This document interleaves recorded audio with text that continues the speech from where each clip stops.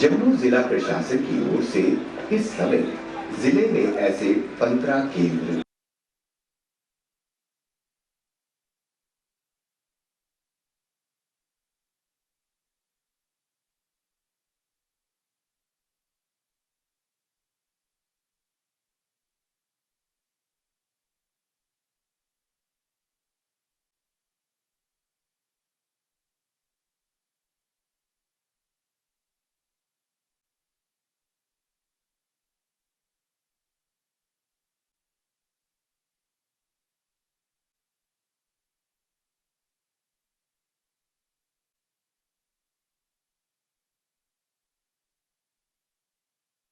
The stories of Sea Diet Mission Youth initiatives. Let's have a look at them. आपकी जोरदार तालियां। Select number 229 is heading.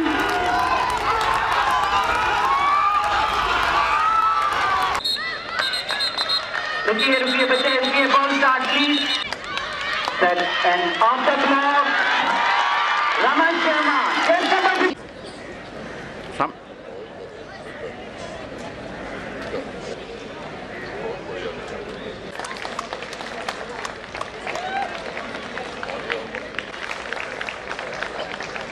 अभी अग्निवीर रोहित कुमार जी,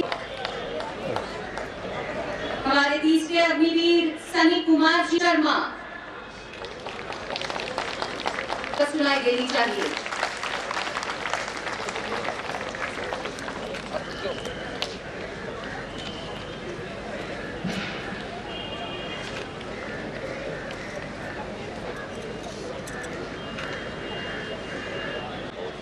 नगरोटा से विनोद कुमार,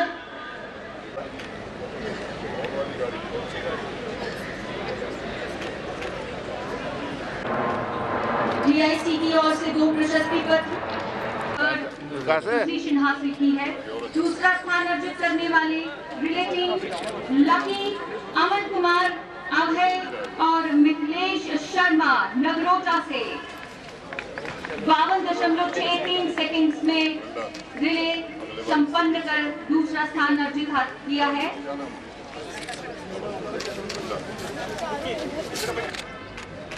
सौरभ करोच अब ये यहाँ थोड़ा रजा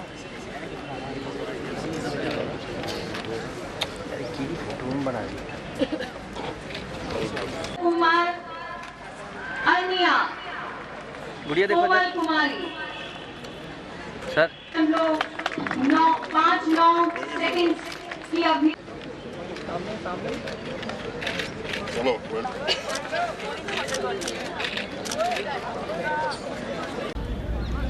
सबसे पहले मैं आज के विजेताओं को और नेशनल थाई बॉक्सिंग फेडरेशन की विजेता बच्चियों को बहुत बहुत बधाई देता हूं, शुभकामना देता हूं।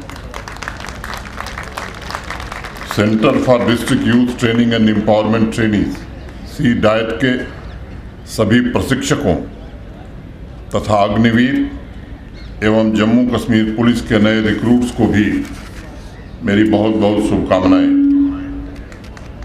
जम्मू जिले के सभी 15 केंद्रों ने युवा शक्ति को निखारने का और उन्हें प्रतिस्पर्धी परीक्षाओं में आवश्यक प्रशिक्षण देने का अत्यंत ही सराहनीय और महत्वपूर्ण कार्य किया है। मैं समझता हूं कि यह निश्चित रूप से एक सराहनीय पहल है और इसके लिए मैं जम्मू के जिला प्रशासन को हृदय से बधाई देता हूं। ये नज़ारा जो आप देख रहे हैं, जम्मू कश्मीर के कोने कोने में जिस प्रकार भविष्य के लिए नौजवान बच्चों और बच्चियों को तैयार किया जा रहा है, वो बेहद प्रेरणादायक है। मैं समझता हूं कि यह अभियान राष्ट्र को भी आश्वस्त करने वाला है कि 65% युवाओं की ऊर्जावान फौज न सिर्फ जम्मू कश्मीर के भविष्य को सुरक्षित रखेगी बल्कि भारत के सुनहरे भविष्य में भी अपना अप्रतिम योगदान देगी। मुझे स्मरण है 31 अक्टूबर 2020 श्रीनगर से जम्मू आना था और उसी दिन देश के विभिन्न क्षेत्रों के कुछ लोगों को हमने आमंत्रण दिया था।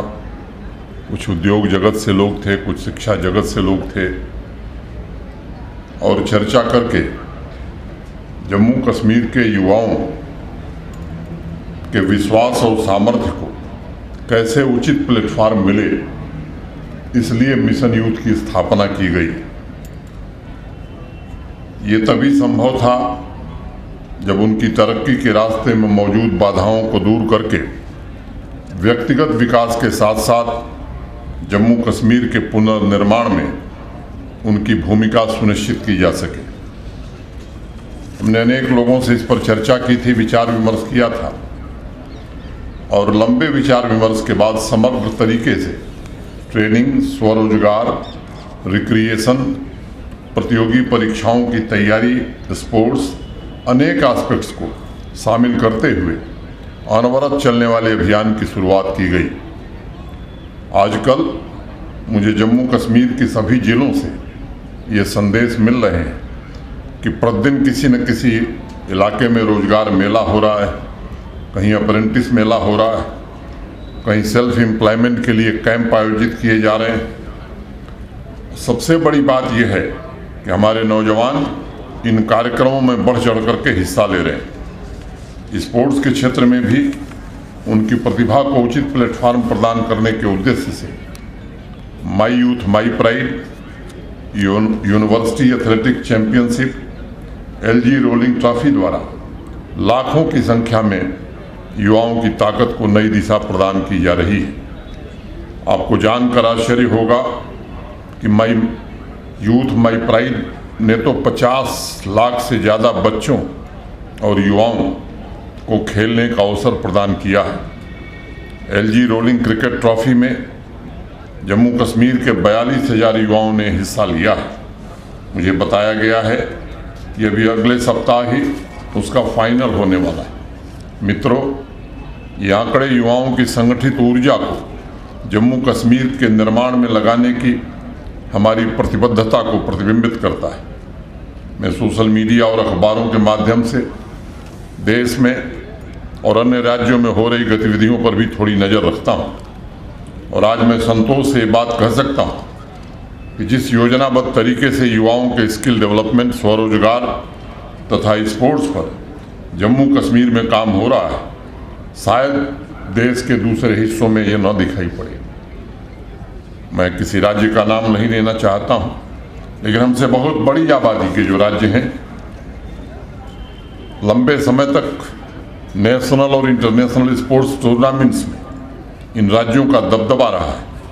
लेकिन पिछले 2 वर्ष के आंकड़े बताते हैं कि स्पोर्ट्स में चाहे युवाओं को अवसर देने की बात हो या टूर्नामेंट आयोजित करने का मामला हो, जम्मू कश्मीर आज इन राज्यों से कहीं आगे निकल गया है। ये हमारे लिए वास्तव में गर्व का विषय है कि राष्ट्रीय स्तर पर मेडल तालिका में पीछे रहने वाला जम्मू कश्मीर आज नई प्रतिभाओं को अवसर उपलब्ध कराने के मामले में देश में नंबर 1 है, और जल्द ही मेडल तालिका में भी हमारी स्थिति बेहतर होगी, ऐसा मैं विश्वास रखता हूँ। आज जम्मू कश्मीर का युवा सकारात्मक सोच एवं उत्साह के साथ इसलिए जीवन में आगे बढ़ रहा है क्योंकि अब उसके सामने रास्ते खुले हैं, कैरियर के तमाम विकल्प उपलब्ध हैं।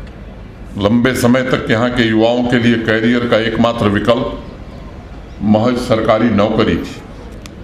अनंत प्रतिभाओं से सज्जित नौजवान बच्चे बच्चियों के लिए कोई दूसरा रास्ता नहीं बनाया गया था। एकमात्र सरकारी नौकरी के विकल्प ने उनकी आकांक्षाओं को सीमित कर दिया था, और इसका परिणाम हुआ कि 1.25 करोड़ से थोड़ी ज़्यादा आबादी के जम्मू कश्मीर में आज लगभग 5 लाख सरकारी कर्मचारी हैं।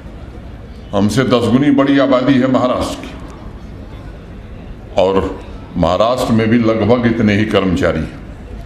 किसी भी विकसित राज्य के लिए इस तरह का आंकड़ा संतोषजनक नहीं हो सकता है, क्योंकि यह तरक्की के क्षेत्र में विफलता का भी परिचय देता है। भारत के सम्माननीय प्रधानमंत्री आदरणीय नरेंद्र मोदी जी ने जम्मू कश्मीर के पूर्ण एकीकरण से सिर्फ जम्मू कश्मीर एवं राज्यों के बीच भौगोलिक दूरियों को ही नहीं समाप्त किया, बल्कि युवाओं के लिए अनेक अवसर, अनेक कैरियर के लिए विकल्प भी प्रदान किया।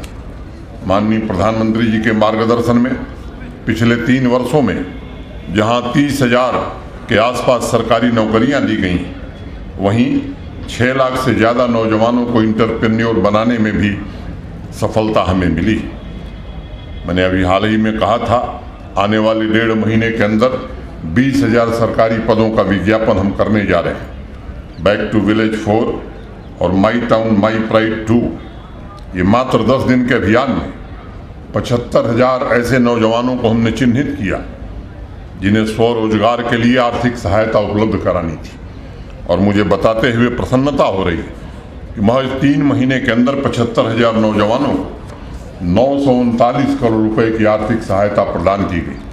अभी जम्मू की डीसी महोदया बता रही थी कि यहाँ जम्मू जनपद के भी नौजवानों को कितने लोगों को स्वीकृति पत्र मिला है, आने वाले महीनों में और कितने लोगों को दिया जाएगा।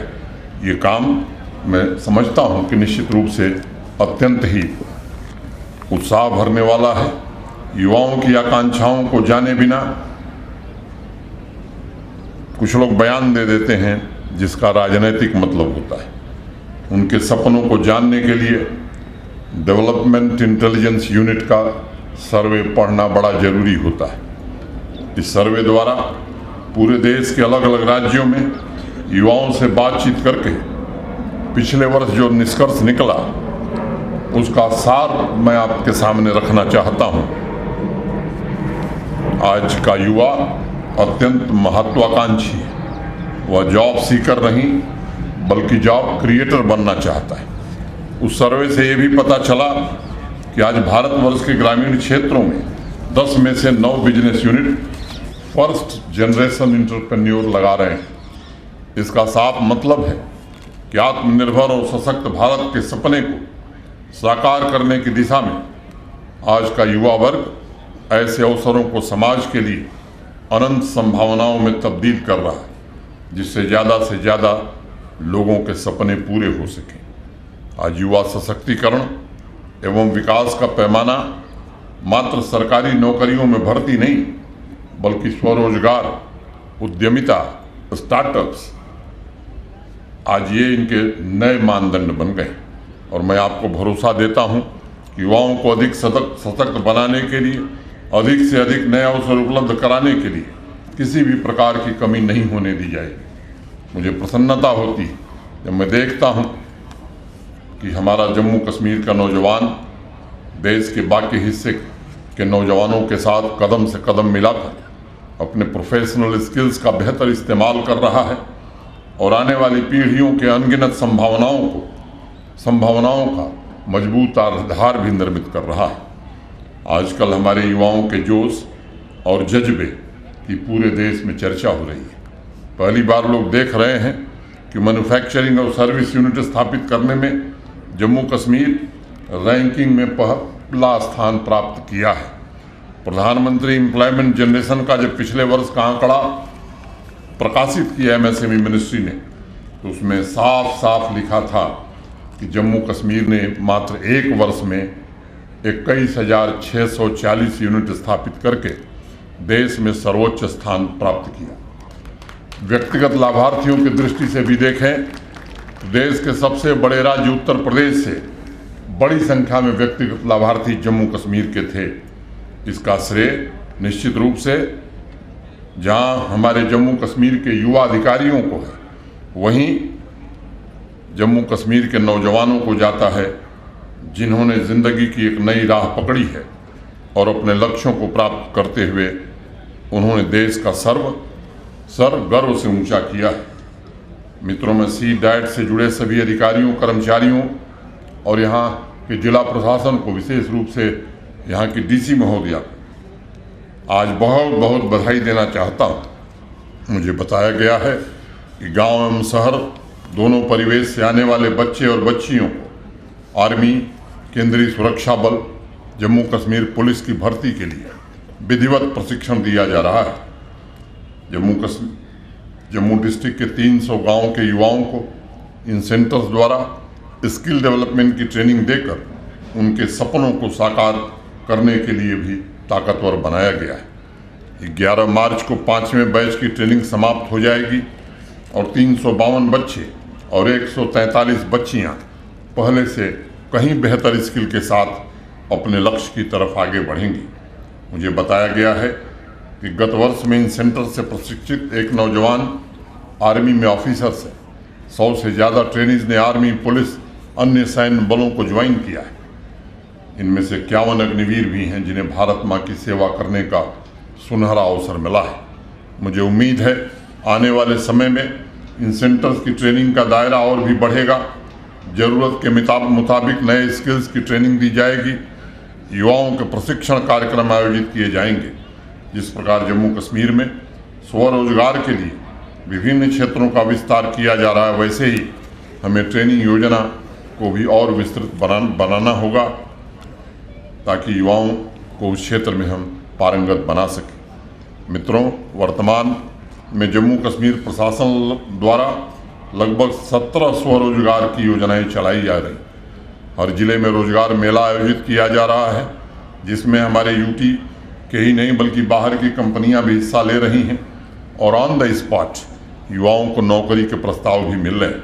अभी 13 मार्च को जम्मू कश्मीर के 6 जिलों जिसमें जम्मू संभाग के 3 जिले सांबा, कठुआ तथा जम्मू और कश्मीर डिवीज़न के 3 जिले बडगांव, गांदरबल और श्रीनगर में प्रधानमंत्री नेशनल अप्रेंटिस मेला आयोजित किया जाएगा। मैं केंद्र सरकार के डीजी ट्रेनिंग की डिटेल्स देख रहा था। मुझे खुशी है कि अप्रेंटिस मेले से पहले ही अनेक कंपनियों ने अलग अलग पदों के लिए युवाओं को अवसर प्रदान करने के लिए अपने यहाँ जो रिक्तियाँ हैं, वैकेंसीज हैं, उनका प्रचार प्रसार शुरू कर दिया है। इस तरह का अभियान और कंपनियों का रुझान युवा सशक्तिकरण को अवश्य ही प्रोत्साहित करेगा। मित्रों, आज इस अवसर पर मैं आंकड़े नहीं गिनाना चाहता, लेकिन संक्षेप में जरूर कहना चाहता हूँ कि मिशन यूथ के भी अनेक कार्यक्रमों मुमकिन, तेजस्विनी, राइज टुगेदर, सहायता, अवसर, परवाज, टूरिस्ट विलेज नेटवर्क के माध्यम से युवाओं के जीवन में वास्तविक परिवर्तन को मुमकिन बनाया गया है और अब धीरे धीरे समाज की सोच में परिवर्तन भी आ रहा है। स्वामी विवेकानंद जी युवाओं से कहा करते थे, यह कभी मत कहो कि मैं नहीं कर सकता। आप में अनंत शक्ति विराजमान है, आप कुछ भी कर सकते हैं। आप जब सकारात्मक सोच और सकारात्मक ऊर्जा के साथ हमारे नौजवान बच्चों को, बच्चियों को निर्भीक होकर आगे बढ़ना है।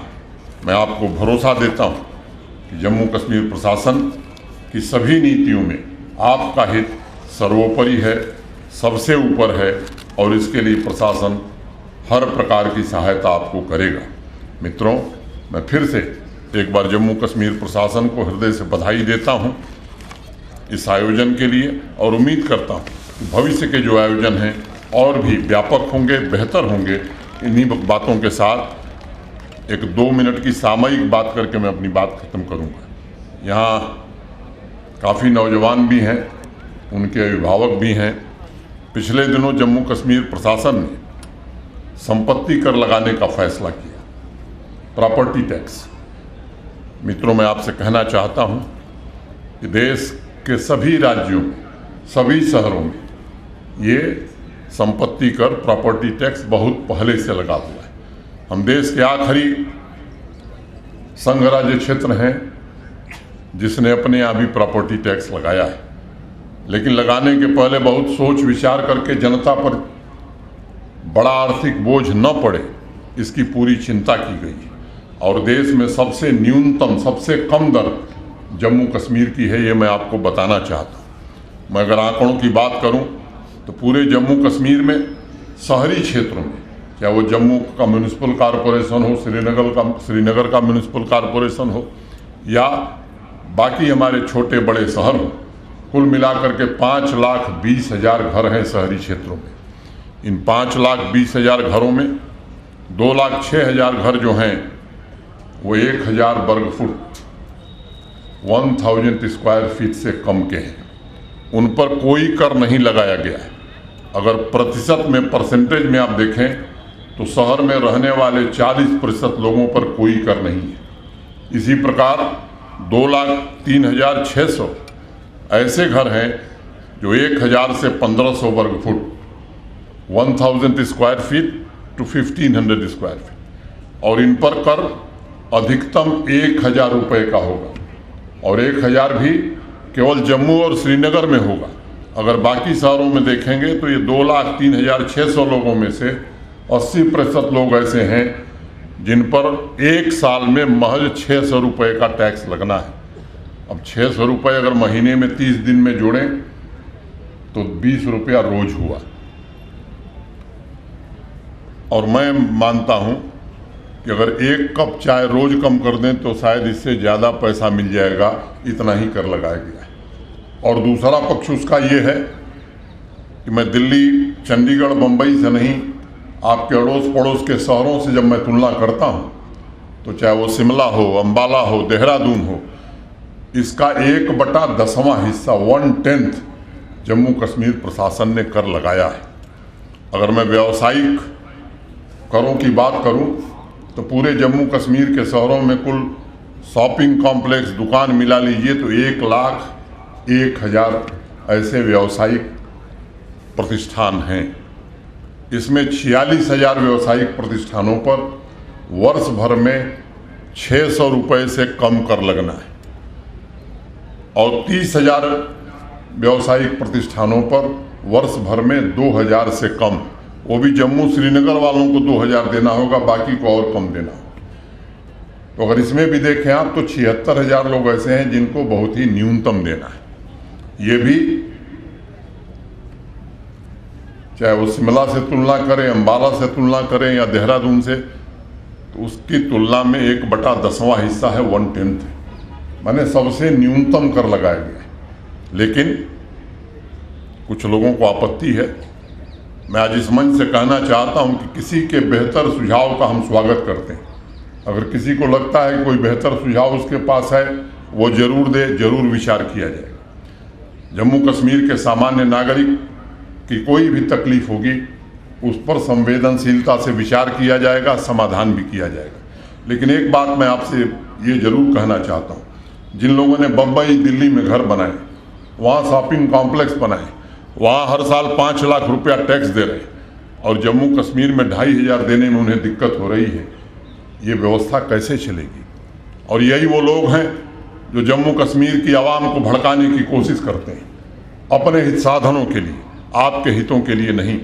और इसलिए मैं आप सबसे निवेदन करना चाहता हूँ, खासतौर से नौजवान पीढ़ी से मैं कहना चाहता हूँ कि अपने अभिभावकों को इस बात के लिए तैयार करिए। एक पता नहीं किन परिस्थितियों में यहाँ एक मानसिकता कुछ लोगों ने बना दी थी कि भारत को कोई टैक्स नहीं देना है, और मैं आपसे कहना चाहता हूँ ये चंद लोग हैं जो आपको भी षड्यंत्र में फंसाना चाहते हैं। उनके षड्यंत्र में फंसने की जरूरत नहीं है। हम भारत के वासी हैं, हम भारत के नागरिक हैं। भारत के दूसरे राज्यों में बनी हुई बिजली का हम प्रयोग करते हैं। भारत सरकार के पैसे से ही जम्मू कश्मीर में आज 1 लाख करोड़ रुपए के हाईवे और टनल का निर्माण हो रहा है।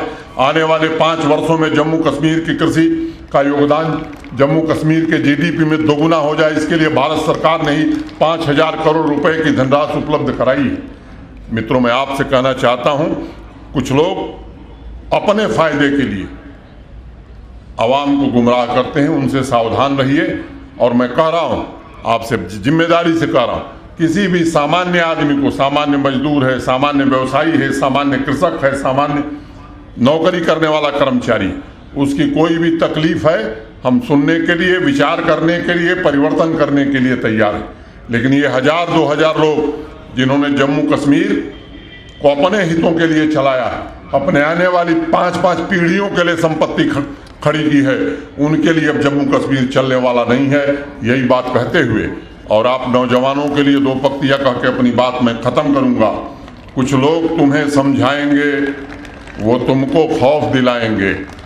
कुछ लोग तुम्हें समझाएंगे, वो तुमको खौफ दिलाएंगे। जो है वो भी खो सकता है, इस राह में रहजन है इतने। रहजन माने डाकू। कुछ और यहाँ हो सकता है, अरे कुछ और तो अक्सर होता है, पर तुम जिस लम्हे में जिंदा हो वो लम्हा तुमसे जिंदा है। ये वक्त नहीं फिर आएगा, तुम अपनी करनी कर गुजरो, जो होगा देखा जाएगा, जो होगा देखा जाएगा। बहुत बहुत धन्यवाद। जय हिंद।